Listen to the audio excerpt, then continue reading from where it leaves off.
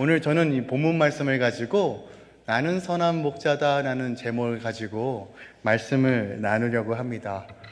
우리가 살아가면서요, 그냥 모르는 사람과 함께 하는 거, 근데 그 사람과 지속적인 관계를 해야 된다는 거, 매우 당황스럽고 어려운 일일 것이에요. 우리가 모르는 사람과 사업도 할 수 없고요, 우리가 모르는 사람과 함께 할 수도 없고, 우리가 모르는 사람과 결혼 생활 하는 것도 매우 어렵죠. 이거 너무 당연한 말이잖아요, 그죠? 너무나 당연한 말. 모르는 사람과 지속적으로 관계하는 것이 얼마나 어려운지를 알기 때문에 우리는 사람과의 관계를 어떻게 할까, 좋은 사람과 어떻게 일할까, 좋은 사람과 어떻게 계획을 세울까를 귀하게 여기고, 좋은 사람을 찾고 또한 좋은 관계를 만들기 위해서 참 많은 노력을 합니다. 그런데 이런 경우가 있어요. 나는 이 사람과 참 좋은 관계인 것 같아요. 나는 이 사람을 참 잘 알고 있는 것 같아요. 그런데 어떠한 특정한 위기와 어려움과 갈등이 딱 일어날 때, 내가 알고 있던 사람이 아닌데, 내가 생각했던 사람이 아닌데, 이 사람은 이렇게 행동해야 되는데 왜 이렇게 행동하지? 라고 느껴질 때가 있어요. 그럴 때면 내가 지금까지 이 사람을 정말 몰랐구나, 그런 깨달음 가운데 혹은 당혹스럽기도 하고, 어떤 사람은 이 사람은 이렇게 하면 안 되는데 라고 분노를 느끼기까지 합니다. 옛 속담에 이런 말이 있어요. 10길 물속은 알아도 한 길 사람 속은 모른다라는 말이 있습니다. 이게 무슨 말인가요? 우리가 참 다양한 정보들이 있지만 정말 사람이 누구인지, 그 사람이 무슨 생각을 하고 있는지는 참 알기 쉽지 않다는 것이에요. 그런데 사람도 이렇게 아는 것이 쉽지가 않은데, 우리가 믿고 있는 예수님 얼마나 알고 계신가요? 그분을 누구라고 지금 믿고 계시나요? 우리가 주님을 주님이라고 믿음으로 고백하며 우리가 예수님 믿습니다, 주님 따라가겠습니다 하는데, 정말 그분이 누구인지를 정확하게 알고 정말 그분을 어떤 분으로 믿고 있는지 우리가 한번 점검해 봐야 한다는 것이에요. 몇 년 전에 기독교 서적 중에 굉장히 히트쳤던 베스트셀러 중에 책 중에 하나가 무엇이냐면, 카이 아일드만 목사님의 Not a fan, 나는 팬이 아닙니다 라는 책이에요. 이 책을 한 줄로 요약하면 이거예요. 나는 실질적으로 나는 예수님의 제자라고 생각했는데, 실질적으로는 예수님의 제자가 아니라 그냥 방관자, 팬인 사람들이 참 많이 있었다는 것이에요. 한 예로, 저희가 요즘 요한복음 큐티합니다. 요한복음에 어떤 장면이 나오냐면, 예수님께서 예루살렘 성에 입성하세요. 나귀를 타고 입성하시는데 사람들이 호산나 호산나 종려나무 가지를 흔들며 메시아라고 찬양합니다. 그런데 실질적으로 그 사람들이 결국 예수님을 십자가에 못 박아요. 자신들이 생각했던 메시아가 아니기 때문에, 자신들이 소망하고 그렸던 메시아가 아니기 때문에 결국 예수님을 십자가에 못 박습니다.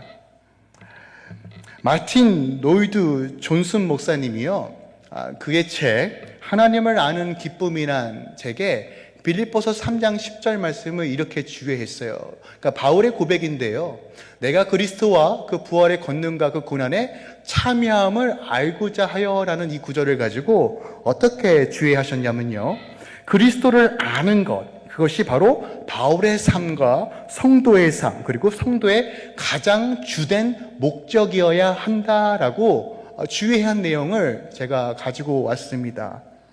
주님을 아는 것, 주님이 누구인지를 아는 것이 우리 삶의 이유가 되어야 합니다. 주님은 우리를 교회로 부르셨어요. 심지어 주님은 우리를 신부라고 칭하십니다. 그런데 우리가 신부임에도 불구하고 신랑이 누구인지 모른다, 같이 살고 있는, 나와 동행하고 평생 걸어가려고 하는 내 배우자가 누구인지 모른 채 살고 있다, 이것보다 더 곤욕스러운 일이 무엇이 있을까요? 우리는 주님이 누구인지를 정확하게 알아야 돼요. 내가 생각하는 주님, 내가 만들어 놓은 주님의 이미지가 아니라 말씀을 통해서 주님께서 뭐라고 말씀하시는지, 그렇다면 내가 믿고 있는 예수님이 어떤 분인지를 알아야 한다는 것이에요. 다시 말씀드립니다. 모르는 사람과 지속적으로 관계하는 거 굉장히 곤욕스럽고 어렵죠. 그렇다면 이 모르는 사람과 더 친밀한 관계 안으로 들어가려면 어떻게 해야 될까요? 수고스럽지만, 어색하지만, 불편하지만 내 생각, 내 마음 내려놓고 자원하는 마음, 헌신하는 마음, 희생하는 마음, 사랑하는 마음과 그 사람으로 함께 시간을 보내고 같이 교제함으로써 진실하게 같이 함께함으로써 그 사람이 누군지, 또한 보완할 것은 무엇인지, 나의 연약함은 무엇인지를 서로 고백하면서 더 끈끈한 친밀한 관계 안에 아는 삶을 통해서 나아가야 한다는 것이죠. 그런데 또 다른 방법도 있어요. 어떤 방법이냐면요, 그냥 상대방은 전혀 배려하지 않고 내 마음대로 그 상대를 대하는 거예요. 그러니까 내가 원하는 방식으로 그 사람을 대하는 거예요. 이 관계는 어떻게 될까요? 나는 편할 수 있어요. 아니요, 내가 멋대로 내 마음대로 그 상대를 대하기 때문에 그래요. 하지만 그 상대방은 어떨까요? 야, 저 사람은 참 나를 모르네, 저 사람과 도저히 관계할 수 없겠다 라고 하지 않겠어요? 마찬가지입니다. 우리는 주님을 아는 것이 우리의 유일한 소망이요, 우리의 목적이 되어야 합니다. 오늘 본문 말씀에 주님이 당신이 누구인지를 우리에게 소개시켜주고 계세요. 오늘 본문 말씀 요한복음 10장 11절에 주님은 본인을 이렇게 소개합니다. 나는 선한 목자야. 나는 선한 목자야 라고 이야기해요. 선하다, 어떤 의미로 여러분 다가오시나요? 보통 우리가 저 사람 참 선해 라고 표현할 때 두 가지 측면에서 표현합니다. 첫 번째로 그 사람이 풍기는 인상, 그리고 두 번째로 그 사람이 하는 행동에 따라서 그 사람이 참 선하다라고 이야기해요. 그러니까 얼굴이 둥글둥글하고 웃는 얼굴이고 참 이쁘게 다정다감하게 호감형인 사람에게 저 사람 참 선해라고 표현해요. 제가 저희 부모님한테 자주 듣는 이야기가 있어요. 어떤 이야기냐면, 수영아, 너는 눈도 크고 옆으로 찢어지고 쌍꺼풀도 없어서 참 사납게 생겼어. 그러니까 제발 좀 자주 웃고 안경을 끼고 다녀라고 이야기해요. 특히 저희 어머니한테 그 소리를 가장 많이 듣는데, 혹시 저희 어머니 혹시 보신 분 계신가요? 제가 어머니 닮았어요. 근데 저랑 비슷하게 생기신 분이, 인상도 강하신 분이 저한테 그런 얘기 하는데 제 마음이 되게 어렵더라고요. 그런데 제가 그 얘기를 저희 어머님한테 들은 것이 아니라 저희 장모님한테도 들었어요. 처음에 장모님 처음 만나는 날에 저희 장모님이 그러시더라고요. 그러니까 저한테 얘기한 게 아니라 저희 아내한테 얘기했는데, 아유, 걔는 코가 돈 쓰는 코요. 만나면 안 돼 라고 했어요. 그러니까 제 얼굴이 참 선한 얼굴은 아닌 것 같아요. 그러죠? 네, 감사합니다. 보통 우리가 또 선하다고 이야기하면요, 어떤 행동이에요. 도덕적으로, 윤리적으로 뭔가 선한 일을 할 때, 저 사람 참 선해, 저 사람 참 착해, 기부도 참 많이 하고 참 올바로 사는 것 같아 라고 할 때 우리가 보통 선하다라는 표현을 씁니다. 그렇다면 우리 주님께서 우리가 익히 알고 있는 이 단어의 정의대로 본인을 소개하신 걸까요? 아니라는 거예요. 주님께서 나는 선한 목자다라는 이 선하다는 뜻은 그 헬라어로 칼로스라는 단어예요. 그러니까 이렇게 원어적으로 해석하면 완벽하고 완전하고 이상적이고 모범적인 목자라는 뜻을 가지고 있습니다. 근데 이 단어만 이렇게 이해하면 그렇게 와닿지 않아요. 그런데 이 단어가 어떻게 쓰여진지 아시면 조금 더 분명하게 이해할 수 있어요. 예전에 유대인들이 나라를 잃고 디아스포라로 나라로 전 세계적으로 퍼졌을 때였어요. 그래서 당시 헬라 문화권인 사람들이 구약의 히브리어 성경을 헬라어로 번역한 성경이 있습니다. 그것이 70인역이에요. 70인역에서 칼로스가 어디에 쓰였냐면, 어떤 단어를 번역하였냐면 토브라는 단어를 칼로스로 번역하였어요.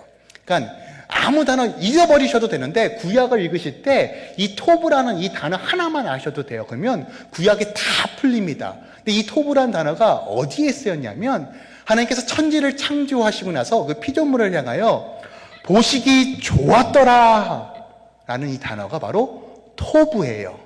자, 주님께서 지금 자기 자신을 선한 목자라고 표현하고 있어요. 그런데 이것은 어떤 의미가 있냐면, 하나님의 기준에서 가장 완벽하고 완전한 목자야라는 것이에요.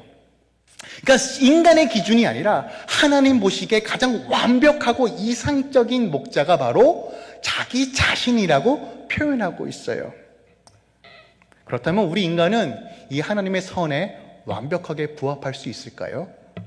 이 선한이라는 이 단어 자체가 우리가 이해할 수 있을까요? 불가능합니다. 오직 하나님만 가지고 있는 속성이에요. 여러분, 혹시 신이 되기 위해서, 본인이 신이 되고 싶으시면 두 가지를 반드시 충족시키셔야 됩니다. 첫 번째는 전지해야 돼요.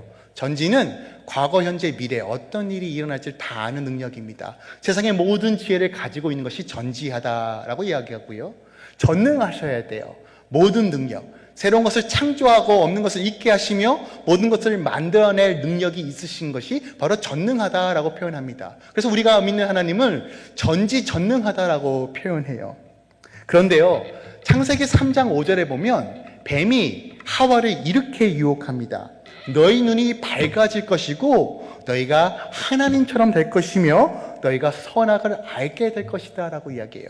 너희가 이 선악과를 먹으면 하나님처럼 될 것이다 라고 이야기해요. 무슨 말입니까? 너희가 전지전능해질 수 있어 라고 유혹합니다. 이 말을 다른 말로 표현하면 이거예요. 너 스스로가 선해질 수 있어. 너 스스로가 선한 목자가 될 수 있어. 너 스스로가 최고가 될 수 있어. 너 스스로가 네가 원하는 모든 것들을 이끌어갈 수 있어 라고 이야기합니다. 때로는 그것이 돈일 수 있고 때로는 그것이 명예일 수 있어요. 때로는 그것이 인정받는 것일 수도 있고 어떤 게 보면 그것이 인기일 수도 있습니다. 이런 것들로 우리 눈을 가려서 진정한 선한 목자이신 예수님을 바라보지 못하게 한다는 것이에요. 왜 우리 스스로 하나님이 될 수도 없고 전지전능하지도 못하면서 여전히 연약한 존재임에도 불구하고 선한 목자 되신 하나님을 온전히 믿고 바라보지 못할까요? 그 이유가 이사야 53장 6절에 기록되어 있습니다. 이렇게 기록하고 있어요. 우리는 다 양 같아요. 근데 이 양의 특징이 뭐라면 그릇 행하여 각기 제 갈 길로 갔대요. 우리가 양이래요. 그런데 양의 특징이 무엇이라고요? 그릇 행하여 각기 제 갈 길로 간다는 거예요. 양이 뭉쳐 다닙니다. 저는 양을 저 멀리 목장에서 봤는데요. 양은 늘 뭉쳐 다녀요.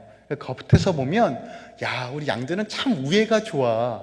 어떻게 저렇게 똘똘똘 뭉치지? 라는 생각이 들 수 있는데 실질적으로 양이 뭉치는 이유가 있습니다.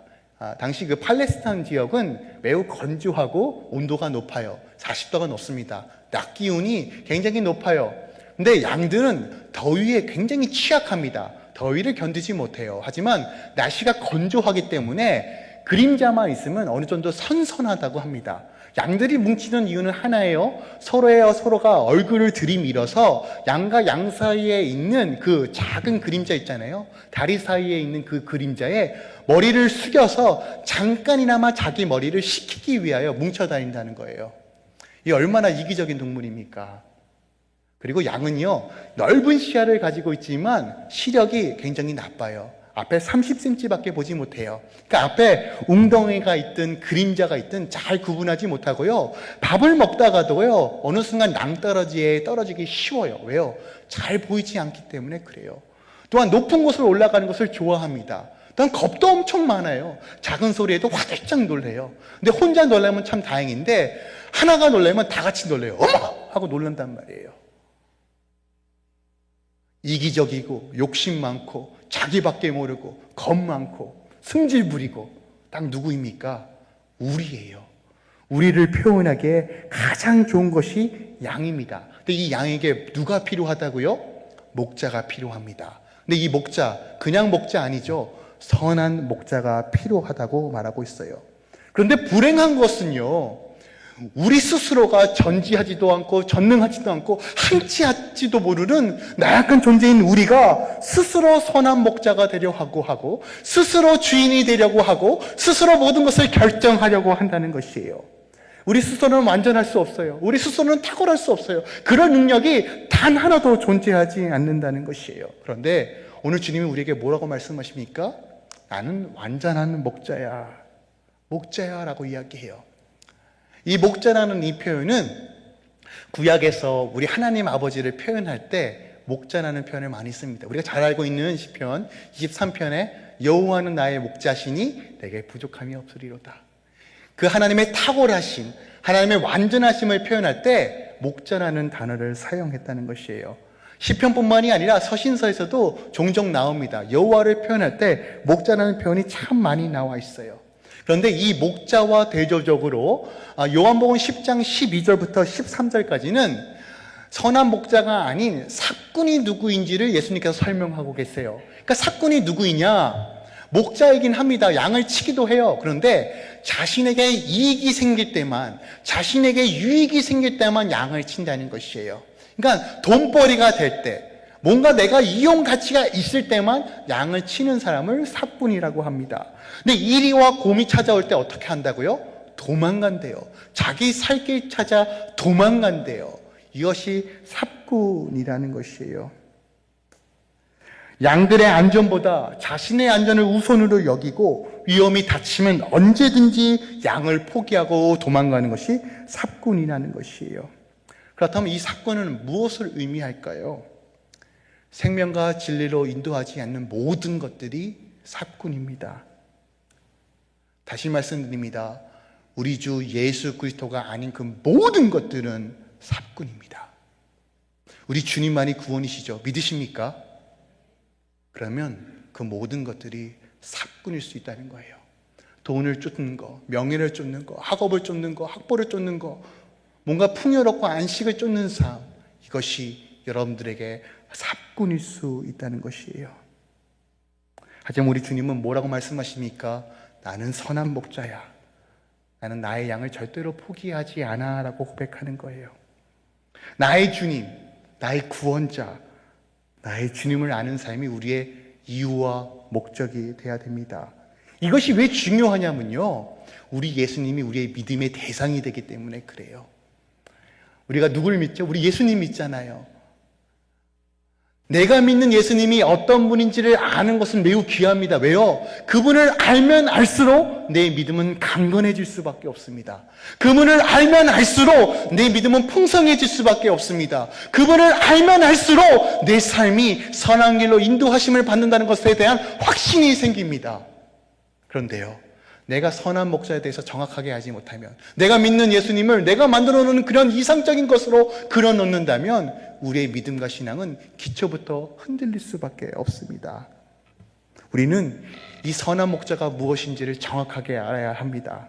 그분을 아는 것이 우리의 유일한 소망이 되셔야 합니다.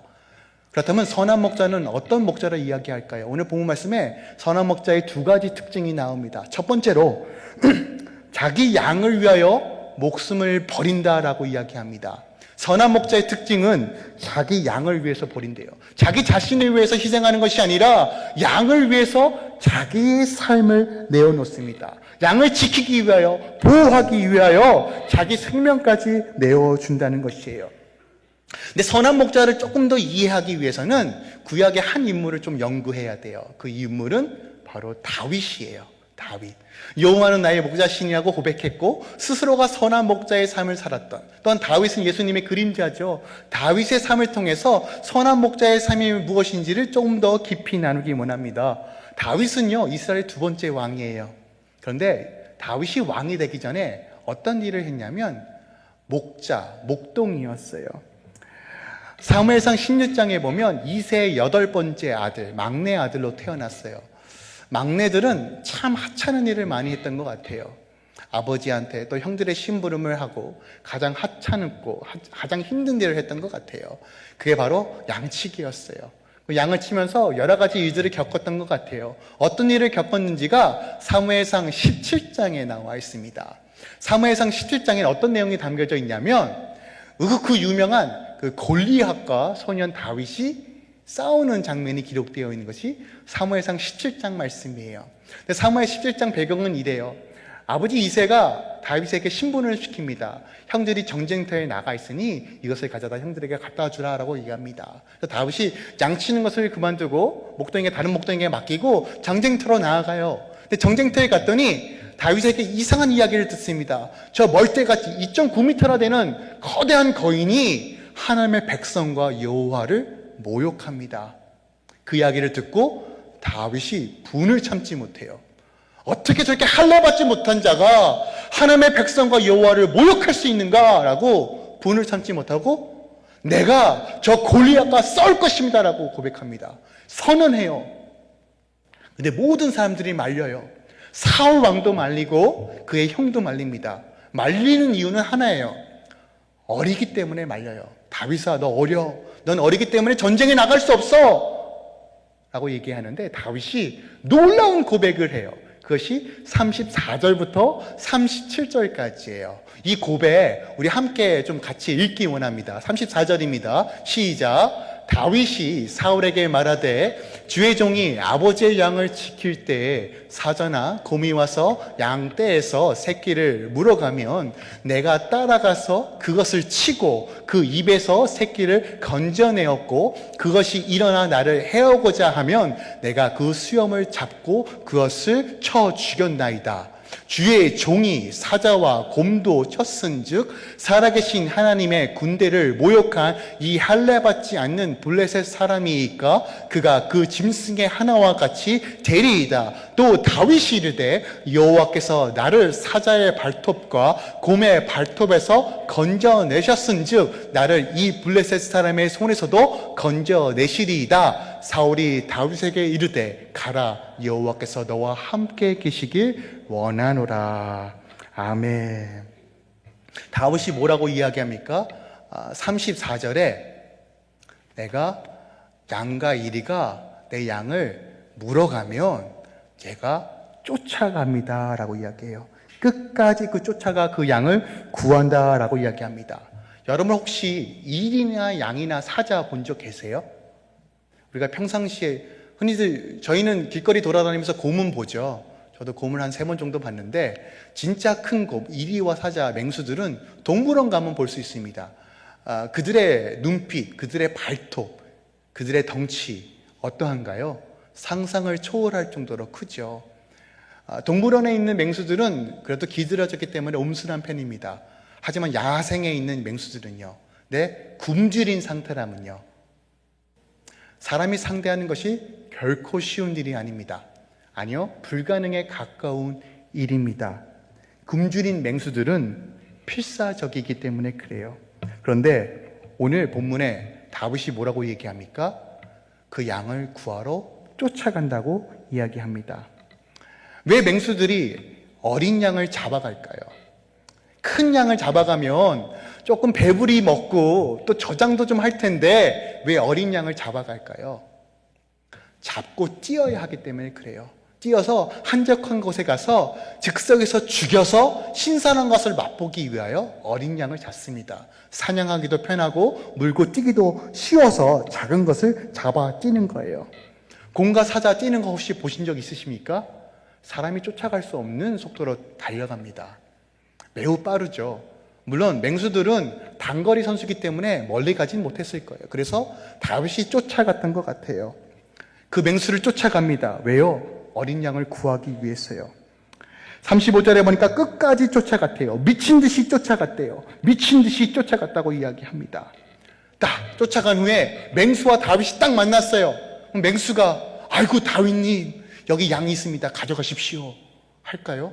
절대 그렇지 않죠. 맹수들은요, 자기가 입에 문 것을 절대 놓지 않아요. 자기 사냥감을 절대 남에게 주지 않는다고요. 그런데 오늘 뭐라고 이야기합니까? 그 턱에서 그 양을 구했다라고 이야기합니다. 다윗은 우리가 익히 알듯이 물맷돌 선수예요. 정확하게 골리앗을 쓸었을 정도로 매우 정확한 물맷돌을 던지는 기술을 가지고 있어요.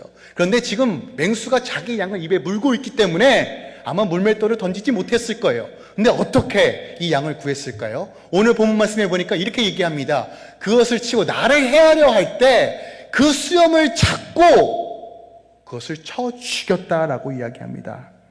우리 한번 생각해 볼게요. 내가 양을 치고 있어요. 그런데 이리와 곰과 사자가 내 양을 잡아갑니다. 어떤 행동이 합리적일까요? 그냥 남아있는 양을 지키는 것이 합리적이에요? 아니면 저기 쫓아가고 내 양을 잡아가는 그 사자를 쫓아가는 것이 합리적인 행동이에요? 남아있는 양을 지키는 것이 더 지혜로운 거예요? 아니면 저렇게 잡혀가는 양을 쫓아가는 것이 지혜로운 거예요? 만약에 그 맹수를 쫓아가더라도 그 맹수의 입에서 내 양을 구해낼 확률이 얼마나 되냐고요? 매우 비상식적인 행동이에요.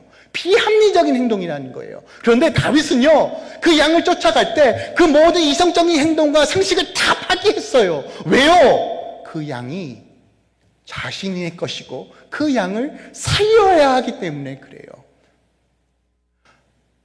주님은요, 이성적이고 올바르게 행동해서 우리를 구원해 주신 것이 아닙니다. 그러면 그 양은 말 잘 듣는 양인가요? 아, 저 양은 참 헌금을 많이 낼 것 같아. 저 양은 참 봉사를 많이 할 것 같아. 저 양은 나를 참 잘 따를 것 같아. 그런 양인가요? 아니요. 이사야 53장 보니까요, 제 갈 길로 가는 양이에요. 냄새나고 욕심덩어리고 자기 멋대로 살아가는 그 양이라는 거예요. 자기가 선해지려고 발버둥 치고 승질 부리고 필요할 때만 하나님 찾는 그렇게 이기적인 욕심의 양이라는 거예요. 근데 그 양을 향하여 주님이 뭐라고 말씀하십니까? 나는 선한 목자야. 그 양을 위하여 내 목숨을 버린다라고 이야기해요. 여러분, 이 선하신 목자를 안다는 것이 얼마나 귀해요. 내가 믿는 예수님이 어떤 분인지 아는 것이 얼마나 귀해요. 그분이 선한 목자라는 것이 실질적으로 경험되어지면 우리가 어떤 상황 속에서 다시 일어날 수 있지 않겠어요? 어떤 상황 속에서 다시 한번 일어날 수 있지 않겠어요? 그분이 나와 함께 하시고 나를 지키시면 우리가 소망을 가지고 다시 일어날 수 있지 않겠어요? 그래서 선하신 목자를 알고 깨닫는 것이 그만큼 중요해요. 두 번째로, 선한 목자의 특징은 그의 양들과 친밀하다는 거예요. 14절부터 15절까지 계속적으로 반복되는 말이 있어요. 안다라는 말입니다. 나는 선한 목자니 내가 내 양을 알고 양도 나를 알고, 마치 그것이, 그 알미 내가 아버지를 알고 아버지가 나를 아는 것과 같다라고 이야기합니다. 여기서 안다라는 이 단어는 기노스코라는 단어인데 히브리어로 야다와 같은 의미를 가지고 있어요. 근데 이 야다가 굉장히 핵심적인 단어예요. 그러니까 지식적으로 아는 것이 아니라 깊은 교제 가운데 친밀하게 안다는 뜻을 야다라고 이야기합니다. 특별하게 삼위일체 하나님, 성부와 성자와 성령이 서로 안다는 뜻을 가지고 있을 때 야다라는 표현을 써요. 그러니까 아버지와 아들이 아는 것처럼 내가 내 양을 안다라고 이야기합니다. 그런데 더 중요한 건 내가 이 양과 친밀한 관계에 있기 때문에 내가 내 양을 위하여 목숨을 버린다라고 이야기하는 거예요. 그렇다면 이것을 역설적으로 해석하면 이렇게 의미가 돼요. 내가 주님과 더 친밀한 관계 안에 있을 때, 내가 선한 목자의 음성만 들을 때 주님께서 나를 선하게 인도해 주신다는 확실한 증거가 돼요.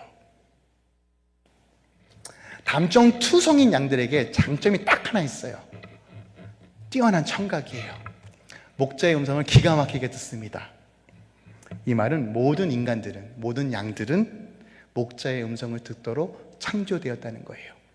우리는 목자의 음성을 들어야 돼요. 어떤 목자요?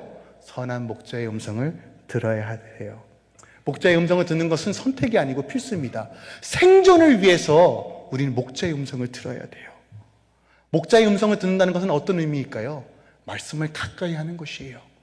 여러분, 성경은요, 공부하라고 주신 것도 맞아요. 성경을 공부해야죠. 그런데요, 실천하지 않는 성경 말씀은요, 의미가 없어요. 양이 목자의 음성을 듣고 반응하지 않으면 어떻게 됩니까? 죽는 거예요. 여러분, 작은 말씀 하나 구절구절 삶으로 적용하시길 부탁드립니다. 말씀은 적용하라고 주신 거예요. 내 지식을 채우려고 주신 것이 아니라고요. 우리가 하나님의 친밀함 안에 예수 그리스도의 선한 목자라고 인정한다면 그 말씀을 듣고 지켜 행하셔야 합니다. 목자는 주님과 친밀한 관계에 있는 그 양을 즐거워하십니다. 주님만이 선한 목자이십니다. 그 어떤 것도 선한 목자가 될 수 없습니다. 그 어떤 것도 우리를 구원의 길로 인도할 수 없습니다. 그런데요, 사단은요, 자꾸 우리 가운데 예수님이 선한 목자가 아니라 세상 것들이 선한 목자라고 우리를 미혹합니다. 당장에 내 문제를 해결해 줄 것 같은 것들이 나의 선한 목자라고 우리를 미혹한다는 것이에요. 특별하게 마음이 무너지고 연약한 지체들을 향하여 주님 바라보지 말라라고 우리를 자꾸 유혹합니다. 한번 생각해 보세요. 사자와 이리와 양이 우리 안에 왔어요. 가장 먼저 타겟으로 삼는 양이 어떤 양일까요? 목자 가까이 있는 양일까요? 아니면 우리 저 뺑두리, 저 변두리에 있는 양일까요? 혼자 조용하게 목자에서 저 멀리 떨어져 있는 양을 타겟으로 삼지 않겠어요? 우리가 목자와 친밀하지 못하면, 우리가 선하신 목자와 친밀하지 못하면 우리는 언제든지 사단의 목표물이 된다는 사실을 기억하십시오. 우리의 마음이 주님과 멀어질 때, 죄로 인하여 하나님과 관계가 단절될 때, 내 탐심과 너의 욕심으로 내가 선한 일을 할 수 있다라고 믿을 때 우리는 하나님께로 떨어지고 사단의 공격에 목표물이 된다는 사실을 기억하십시오. 수많은 사람들이 자신의 탐욕과 욕심으로 살아요. 그것이 선한 목자인 줄 알고 착각하며 살아요. 하지만 그 결과는 더 공허해지고 더 무력해지고 행복인지 알았는데 더 불행한 삶을 살 수밖에 없어요. 우리의 유일한 선한 목자는 오직 주님뿐이십니다. 여러분, 사단이 우리를 공격하면 정신을 차릴 수가 없어요. 어린 양이 곰에게 물렸다고 한번 생각해 봅시다. 이 양이 정신이 있을까요? 자신의 목덜미를 잡고 뛰어가는 이 상황 속에서 정신을 차릴 수 있을까요? 아니요, 정신 차릴 수 없어요. 정신만 차리면 사자굴에서 나올 수 있어라는 속담이 있는데, 아니요, 힘들어요. 쉽지 않습니다. 언제 죽을지 모르는 그 공포감과 어두운 가운데 사단은요, 저 깊은 수렁 속으로 우리를 빠져듭니다. 더 빠져들어서 하나님 보지 못하도록 우리의 눈과 귀를 가립니다. 하지만 기억하십시오. 주님은 선한 목자시기 때문에 우리 끝까지 쫓아오셔서 우리를 사단의 그늘에서 건져내시는 분이십니다. 로마서 8장 말씀을 가지고 오늘 말씀을 마무리하려고 합니다. 8장 39절입니다. 잘 알고 있는 말씀이에요. 높음이나 깊음이나 다른 어떤 피조물이라도 우리를 우리 주 그리스도 예수 안에서 하나님의 사랑에서 끊을 수 없느니라. 여러분, 지금 어떤 상황 속에 계세요? 마음이 무너진 상태, 신뢰가 깨진 상태, 삶이 건조한 상태, 무엇을 바라봐야 될지 모르는 상태이십니까? 문제와 어려움 가운데 여전히 허덕이십니까? 주님을 가까이 하십시오. 시편 73편의 고백처럼 하나님을 가까이 하는 것이 복입니다. 주의 음성에 귀 기울이십시오. 들리지 않는다면 더 가까이 하나님 점전으로 나아오십시오. 주님께 부르짖으십시오. 주의 음성 가운데 말씀에 순종하십시오. 아니요, 복종하십시오. 주님께서 여러분들을 선하게 인도해 주실 것입니다. 그 사단의 턱에서 건져내 주실 것입니다. 악하고 어두운 사슬에서 주님께서 우리를 선하게 인도해 주실 것입니다. 주님 바라보시면서 오늘도 믿음으로 승리하시길